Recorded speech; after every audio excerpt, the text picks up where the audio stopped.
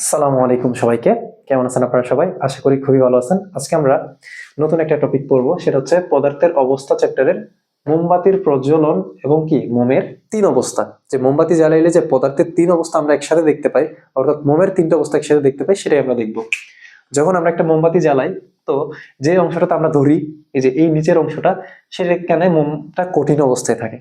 আর যেখানে আমরা জ্বালাই, এই যে এই অংশটাতে, হ্যাঁ, সুতা যেখানে থাকে, সেখানে হচ্ছে কি মোমটা একটু তরল হয়। হ্যাঁ, তরল হয়।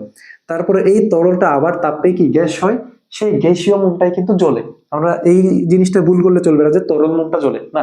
তরল মোম জ্বলে না। তরল মোমটা যখন গ্যাস হবে, সেই গ্যাসটাই অক্সিজেনের উপস্থিতিতে বিক্রিয়া বিক্রিয়া করে, দহন বিক্রিয়া করে জ্বলে আমরা কি পাই? তাপ শক্তি পাই এবং আলোক শক্তি পাই। তো এই যে আমার হাতে একটা আছে মোম, দেখুন, এই যে যেই অংশটা আমি ধরে আছি, এটা হচ্ছে কঠিন। হ্যাঁ, এটা হচ্ছে কঠিন।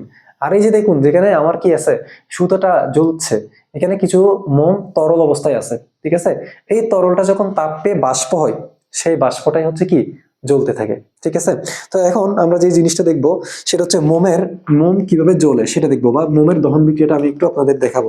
সো মোমের সংকেত হচ্ছে এরকম, C25H52, এটা হচ্ছে মোমের সংকেত।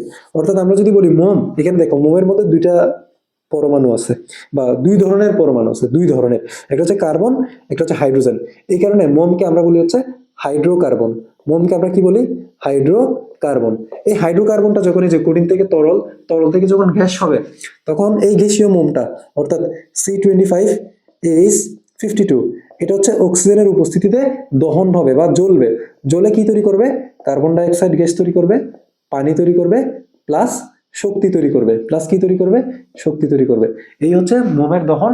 এবং কি মোমের দহনে পদার্থের তিন অবস্থা। অর্থাৎ মোমকে দহন করলে আমরা পদার্থটা কি কঠিন, তরল, গ্যাস, এই তিনটা অবস্থা একসাথে দেখতে পাই। এবং গ্যাসীয় মোমটাই আসলে কি হয়?